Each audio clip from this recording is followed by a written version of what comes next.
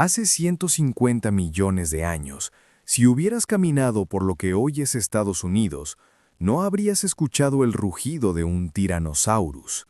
Habrías escuchado algo peor. Un depredador más ágil, más abundante, más dominante. El verdadero rey del Jurásico tenía otro nombre, Allosaurus. Y durante décadas estuvo a la sombra del T-Rex. Pero lo que vas a descubrir hoy podría cambiar quién fue el cazador más aterrador de la era de los dinosaurios. Imagina un ecosistema donde criaturas del tamaño de edificios caminaban lentamente entre bosques de coníferas gigantes. Ríos extensos cruzaban planicies húmedas. El aire era cálido. La vida era brutal. Este era el mundo del Jurásico tardío, hace entre 155 y 145 millones de años, y en ese escenario dominaba una sola especie carnívora por encima de todas las demás.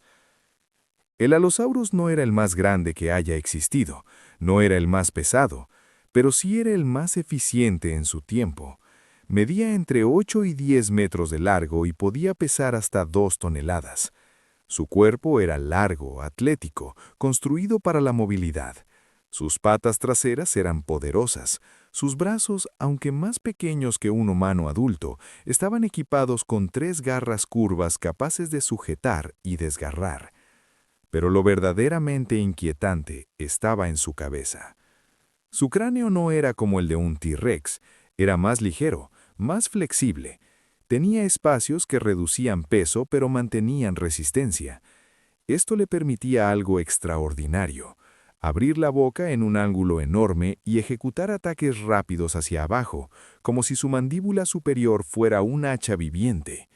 Sus dientes no estaban diseñados para triturar huesos, estaban diseñados para cortar carne. Y aquí es donde la historia se vuelve más interesante. En el mismo territorio donde vivía el Allosaurus, caminaban gigantes como el Diplodocus y el Apatosaurus, animales que podían superar los 20 metros de largo. También estaba el acorazado Stegosaurus, con placas dorsales y una cola armada con púas capaces de perforar hueso. Y aún así, el Allosaurus los atacaba. Se han encontrado vértebras de saurópodos con marcas de dientes que coinciden exactamente con la dentadura de Allosaurus. Incluso se han hallado fósiles de Stegosaurus con heridas cicatrizadas que indican que sobrevivieron a ataques violentos. Eso significa que estos encuentros no eran raros, eran parte constante de la vida en ese ecosistema. Ahora piensa en esto. Enfrentarse a un animal del tamaño de un edificio no es algo que hagas solo, o al menos no sin riesgo extremo. Y aquí nace uno de los debates más intensos de la paleontología. En varios yacimientos se han encontrado múltiples esqueletos de Allosaurus juntos. Esto llevó a algunos científicos a proponer que podrían haber cazado en grupo. Si eso fuera cierto, estaríamos hablando de estrategias coordinadas millones de años antes de los lobos modernos. Pero hay otra posibilidad más oscura. Tal vez no cooperaban, tal vez competían violentamente por cadáveres gigantes. Algunos fósiles muestran señales de heridas entre ellos, mordidas en huesos que coinciden con su propia especie. ¿Canibalismo? Es posible. En un mundo donde la comida podía escasear, cualquier ventaja significaba sobrevivir. Y esto nos lleva a algo todavía más brutal. El Allosaurus parecía ser un predador que asumía riesgos constantes.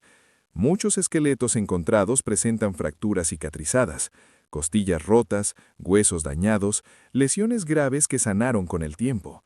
Eso sugiere que vivían al límite. Atacaban presas enormes y no siempre salían ilesos. No eran asesinos perfectos, eran sobrevivientes resistentes. Ahora hablemos de su mirada. Encima de sus ojos tenía crestas óseas, como pequeños cuernos. No eran armas reales, pero sí le daban una apariencia intimidante. Algunos científicos creen que estas crestas pudieron haber servido para reconocimiento entre individuos o incluso selección sexual. Imagina 2 Allosaurus midiéndose visualmente antes de una pelea. En ese mundo, la intimidación podía evitar heridas fatales.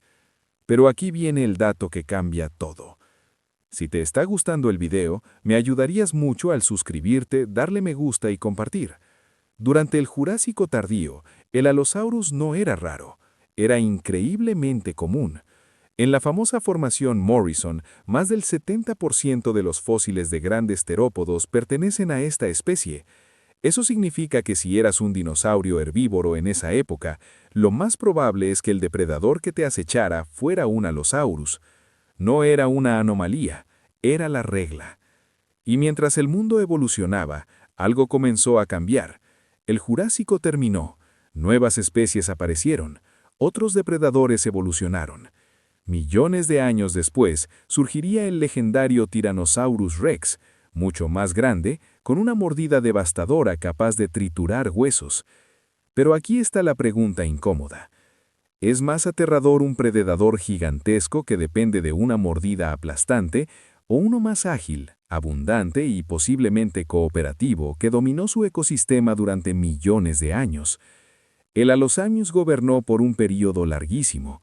Fue el ápice indiscutible de su tiempo. Cazó gigantes, sobrevivió a heridas brutales, adaptó a un mundo peligroso y competitivo, y aunque hoy su nombre no sea tan popular como el de otros dinosaurios, su impacto en la historia evolutiva fue enorme. Porque el verdadero poder no siempre es ser el más grande, a veces es ser el más eficiente.